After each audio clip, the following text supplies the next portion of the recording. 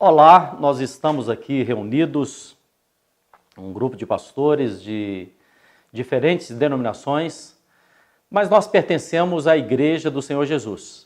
Nós estamos aqui exatamente para que a gente possa fazer uma pequena avaliação, ainda que seja um tanto quanto superficial, mas para que a gente possa comentar um tema que nós achamos relevante, e esse tema ele trata-se de a igreja atual no Brasil.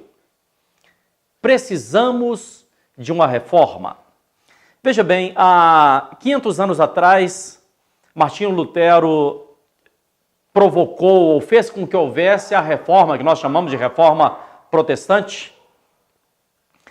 E já se passaram 500 anos e hoje a gente vê a igreja no Brasil crescendo, muitas igrejas lotadas. Hoje nós somos mais, segundo as estatísticas, nós somos mais de 40 milhões de evangélicos ou crentes evangélicos. E, no entanto, a gente vê tantas coisas acontecendo e nós gostaríamos de ouvir assim a opinião de cada pastor, o que nós pensamos, o que nós podemos refletir a respeito disso. Para isso nós temos o pastor Júnior, o pastor Rodovalho e o pastor José do Carmo. Eu quero começar, pastor José do Carmo, fazendo essa provocação. Como é que você vê a igreja atual? Como é que você pensa a igreja atual? E será que nós já precisamos de uma reforma? Quero cumprimentar a todos. Na realidade, na minha opinião, o lema da igreja reformada sempre se reformando. De modo que a reforma ela não pode ser um momento histórico único. Eu acredito que a ideia da reforma ela precisa estar sempre sendo adubada, né, no seio da igreja de uma forma geral. Mas nesse contexto que nós estamos vivendo, quando estamos prestes a comemorar os 500 anos de reforma protestante, que teve origem através de Martinho Lutero, naquele dia do 31 de outubro de 1517, e olhando também o contexto em que ele vivia, as situações que ele estava enfrentando com a igreja, e olhando para o nosso tempo hoje, para a nossa geração hoje de igreja, o nosso contexto, eu acredito que não somente há a necessidade de uma reforma, mas algo que seja assim urgente, né? Não prolongado e não demorado. Muito obrigado. Pastor Júnior, eu sei, assim, a gente tem conversado, você veio de uma ala, assim, de uma igreja um tanto quanto mais com um outro nível de pensamento, e você hoje permeia mais ou menos em uma outra esfera, vamos dizer assim. Como é que você enxerga, como é que você vê todos esses acontecimentos, e daqui a pouco nós vamos falar a respeito desses acontecimentos, o que tem ocorrido no Brasil, o que nós temos visto, o que nós temos presenciado, o que tem estado nas redes sociais. Como é que você enxerga, o que é que você vê e que nós podemos perceber, fazer uma avaliação e dizer assim, olha, isso é bíblico e isso não é bíblico? Boa tarde, bispo Hipólito, boa tarde, pastores. Bispo, eu nasci num lar evangélico, né? Então há 42 anos que eu vivo no mundo evangélico, dentro de igrejas. Eu tenho percebido uma involução, uma destruição de muita coisa que foi construída ao longo de séculos por pastores, por homens de Deus. E nos últimos anos, isso no Brasil, vindo originalmente de outros países, principalmente dos Estados Unidos, né? A gente tem percebido realmente uma desconstrução de muitas coisas que são bíblicas em prol de outras, para a gente percebe que quer agradar mais ao homem do que ao próprio Deus. Por mais que a gente tente, por mais que a gente lute, a gente tem visto igrejas e pastores e ministérios surgindo com pensamentos muito estranhos à Bíblia, muito estranhos aos pensamentos cristãos, como Dentro disso que você está falando, até atrapalhando um pouco a sua fala, você acha que tem surgido os ministérios com pessoas despreparadas, sem nenhum critério, sem nenhuma fundamentação teológica? Você enxerga por esse lado, pastor? Com certeza, pastor. E principalmente, talvez até com conhecimento teológico, mas sem fundamentação teológica. Talvez não seja falta de conhecimento, mas talvez no afã de encher templos, talvez no afã, na necessidade de trazer pessoas, o arrependimento não tem sido mais pregado, a vida de cruz, deixar a nossa vontade, fazer a vontade de Cristo, pegar a sua cruz e seguir a Cristo. Isso hoje tem sido muito pouco difundido dentro da igreja, porque isso não atrai pessoas. Pelo contrário, hoje tem até repelido pessoas. E hoje se pensa muito no número e se pensa muito em dinheiro. E às vezes, para trazer pessoas ou trazer dinheiro para o ministério, muitos pastores têm meio que se vendido, infelizmente, para agradar as pessoas e encher seus templos, porque sabe que se ele for pregar, talvez o pastor até conhece, até sabe o que é a verdade, mas se ele for pregar a verdade, ele tem alguém ali na esquina que essas pessoas vão ser recebidas lá, porque as pessoas vão ser repelidas por ele mesmo. Você então está dizendo que Jesus não tem sido o centro do Evangelho, na sua visão. Jesus não tem sido o centro do Evangelho. Eu temo que se Jesus chegasse hoje com a mesma pregação de 2000 anos atrás, eu temo muito como ele seria recebido na maioria. Não teria 3 anos de ministério. Eu creio que ele não conseguiria os 3 anos, seria crucificado antes. Ok. Pastor Rodovalho, nos últimos dias nós vimos aí nas redes sociais, hoje nós vivemos uma coisa muito interessante, porque as coisas se espalham de forma tão rápida, né? Então nós temos visto uma matéria em que um pastor estava no altar e esse pastor falava de uma grande denominação, de uma grande convenção, de pastores que se tornaram popstar até, né? Mas esse pastor, enquanto ele pregava, um senhor que a gente percebe que é uma pessoa realmente de Deus, porque ele fala com muita sinceridade, mas ele refuta aquele pastor que estava falando de oferta, porque a oferta é bíblica, né? O dízimo é bíblico, as primícias são bíblicas, nós sabemos disso, mas existe muitas vezes uma forma de até mesmo enganar as pessoas ou de levar as pessoas a ofertarem, coagindo as pessoas ou levando as pessoas por um lado emocional. Graças a Deus que nós estamos num país que o evangelho tem crescido. Por outro lado, existe essa situação. O senhor, com toda a sua experiência, com os seus anos de ministério em Brasília, aqui em outros lugares, o senhor é um conhecedor da igreja brasileira, como é que o senhor vê toda essa situação?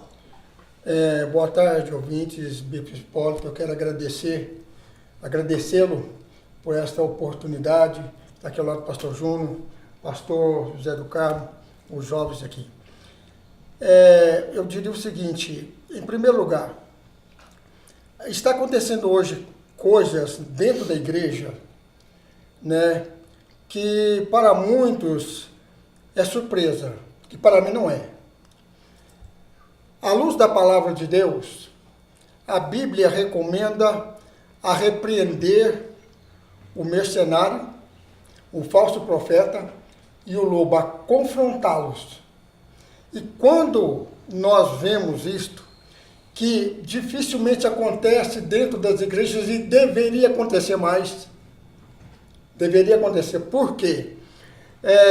Nós falamos de pecado só na membresia, mas o altar está podre. Infelizmente, esta é a realidade. Não estou aqui generalizando, tá? Não estou generalizando. Então, quando eu vi aquilo ali, assisti aquilo ali, né, também eu pude até louvar o Senhor, agradecer a Deus. Por quê? Tá? pela coragem que aquele senhor teve, tá? Em receber de Deus aquela mensagem e transmitir. Porque o que falta hoje, Bispo Hipólito, Pastor Zé do Carmo, Pastor Júnior, é coragem. A coragem. As pessoas não têm mais coragem para isso. E hoje, eu falava com o Pastor Júnior aqui, com os pastores, hoje o conhecimento intelectual está muito grande. Louvado seja o nome do Senhor por isso. Porém, está no psique.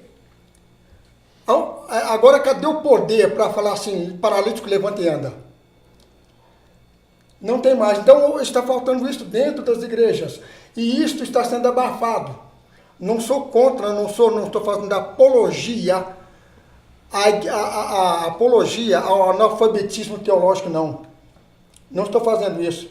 Mas o evangelho que Paulo pregava, ele diz o seguinte: quando eu fui ter convosco, não fui ter-los com palavras persuasivas, mas de poder, com uma autoridade. O que está faltando hoje é autoridade, não conhecimento. Há muito conhecimento do grego, do aramaico, do inglês, muito conhecimento teológico, mas o poder e a unção acabou. A Bíblia, bispo, pastor José do Carmo e pastor Júnior, ela tem uma mensagem que ninguém gosta de ouvir. Sabe qual é? A verdade. A mensagem da cruz. Jesus disse: conhecereis a verdade, e a verdade vos libertará. O evangelho que estão pregando hoje é o evangelho que Paulo jamais pregaria. É o evangelho que de levantar o querido homem. Vejamos as músicas. Os hinos, não é hino, são músicas. Os programas televisivos que assistimos hoje. Sempre o homem é o centro das atenções. Se você falar contra o pecado, você vai para a cadeia. Se você pregar, você tem que mudar de vida. Você é um quadrado. Você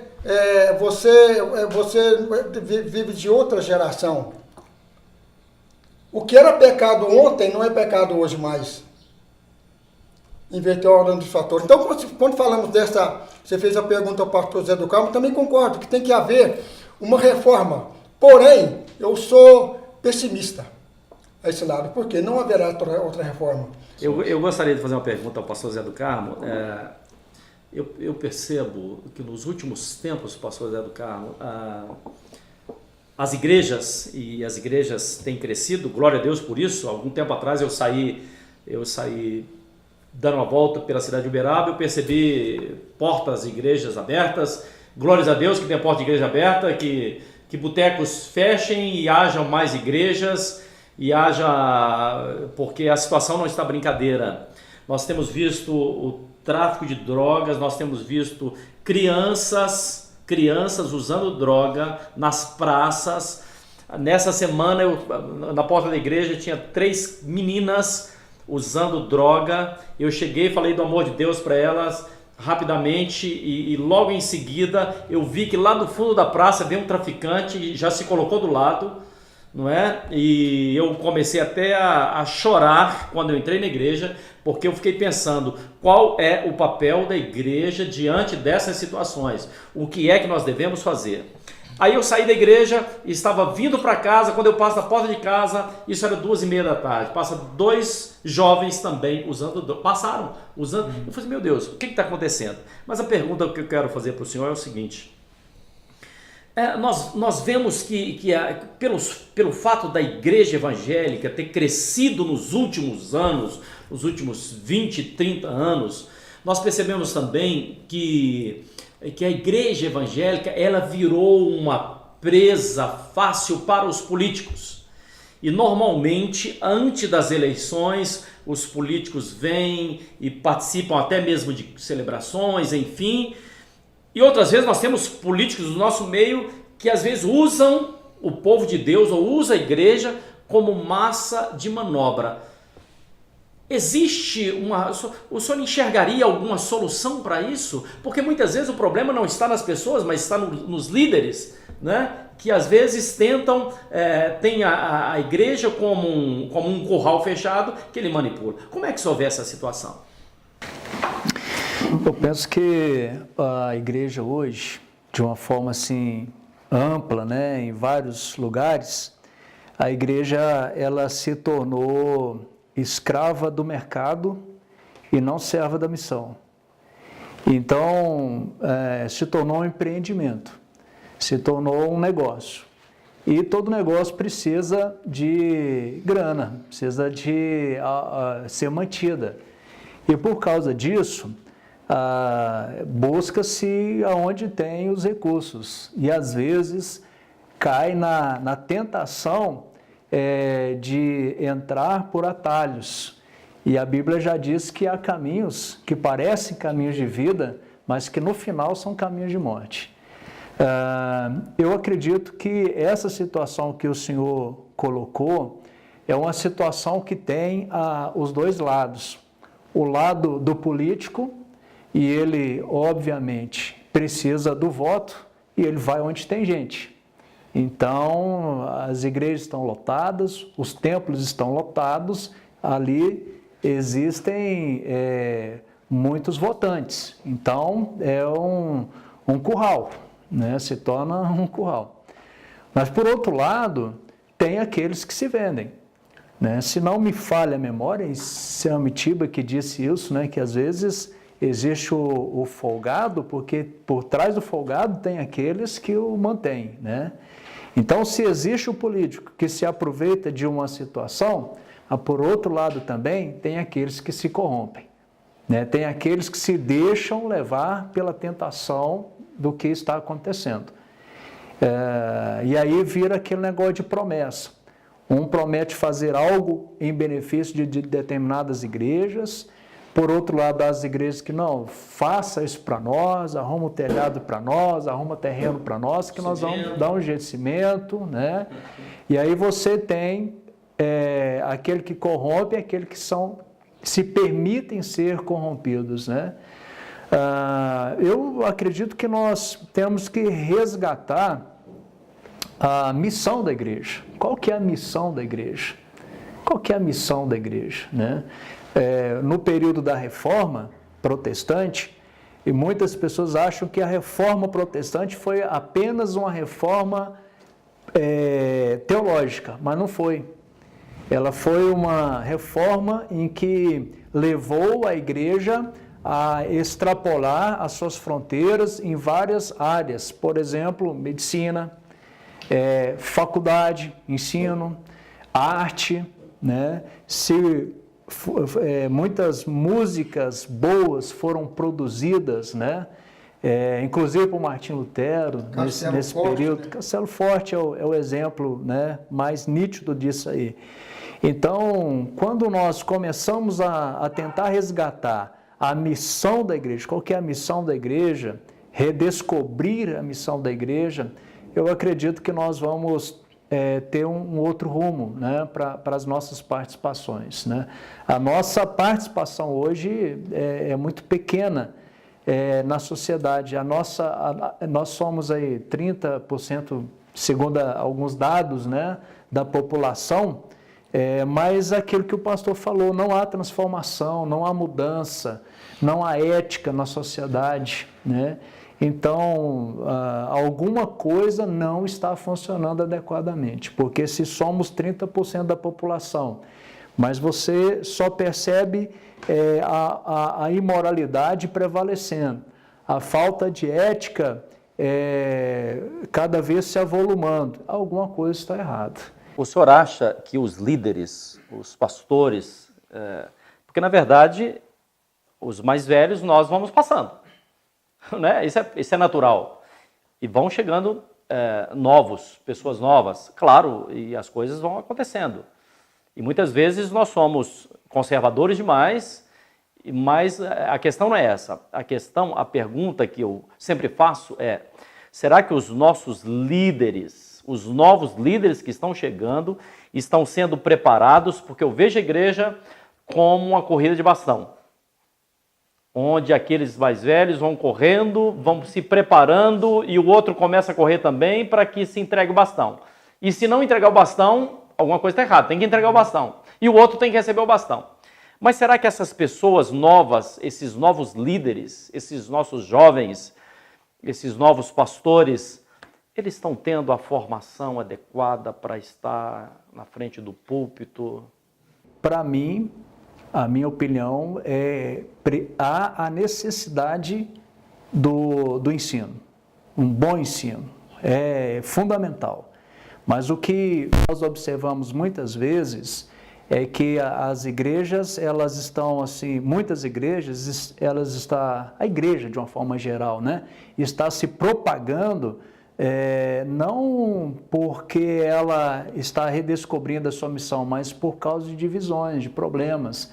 Então a pessoa discorda de um ali, ela vai lá e abre a igreja dela. Nós não temos legislação que impeça de fazer isso, e qualquer pessoa que por o motivo que ela julgar necessário, ela vai lá e monta a sua igreja, ela abre a sua igreja. Só que ela não está preparada, ela não conhece as coisas mais básicas da Bíblia e vai ensinar coisas doentias, um ensino doentio. E aí, como começou errado, acaba que vai passando isso errado, o bastão vai passando de forma errada e vai virando assim uma situação onde as igrejas evangélicas não deveriam ser chamadas de evangélicas, porque de evangelho elas não têm nada. Ok. Nós vamos encerrar, então eu gostaria, começando aqui do pastor Júnior, que falasse de forma bem rápida, o que é que nós podemos fazer, pastor Júnior? Eu creio que primeiro buscar em Deus, não se desviar desse caminho.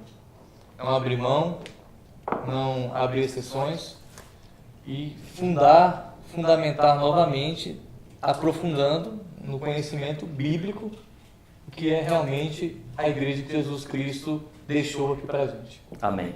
Pastor Rodovalho, qual a solução para que a gente possa, para que a igreja evangélica no Brasil possa encontrar os seus trilhos novamente? Bom, Mateus 28, voltar às origens, e de por todo mundo pregar o evangelho a toda criatura, né, ensinando-as a guardar. O que a igreja tem que fazer isso? O papel da igreja é pregar o evangelho. É claro que as demais coisas vão sendo acrescentadas, o estudo, a formação teológica, mas o papel da igreja hoje é pregar o evangelho. O evangelho que salva, o evangelho que transforma, o evangelho que cura, o evangelho que liberta, é o evangelho pleno. É simples, não precisa ser doutor para entender isso. Amém. Deus abençoe. Amém. Glória a Deus. Pastor Zé do Carmo. Eu acredito que dos caminhos é exatamente esse que nós estamos fazendo, debate. Aliás, a reforma protestante ela teve início com o debate. Né? Quando Martim Lutero afixou as 95 teses, né, na porta de Wittenberg, naquele momento ali começou a gerar um debate que mudou a história da igreja para sempre. Então a questão do debate é importante, eu acho que outros espaços sim deveriam ter. Mas também eu acredito que nós precisamos ter aquela voz profética. Hoje é muito complicado, né? Você é confundido com um monte de coisas erradas que estão acontecendo aí. Eu acho que nós precisamos ter essa voz profética, condenar o erro, né? Não pactuar, né? Não casar com aquilo que está errado. Né? O Salmo fala assim, que no meio dos gentios, a glória de Deus está se tornando vexame, por causa de umas situações iguais às que o senhor citou pouco tempo atrás. Quero só dizer que acho muito oportuno as palavras, né, de Martin Luther King, quando ele disse assim, que o que me preocupa não é o barulho dos maus, mas o silêncio dos bons. Exatamente. Então, quando nós nos calamos, quando os bons se calam, aí as coisas vão se perder. Ok. Nós agradecemos a você que está nos vendo e o nosso propósito é exatamente trazer edificação à Igreja do Senhor Jesus e dar a nossa parcela de contribuição nesse tempo chamado hoje. Que Deus os abençoe. Até mais.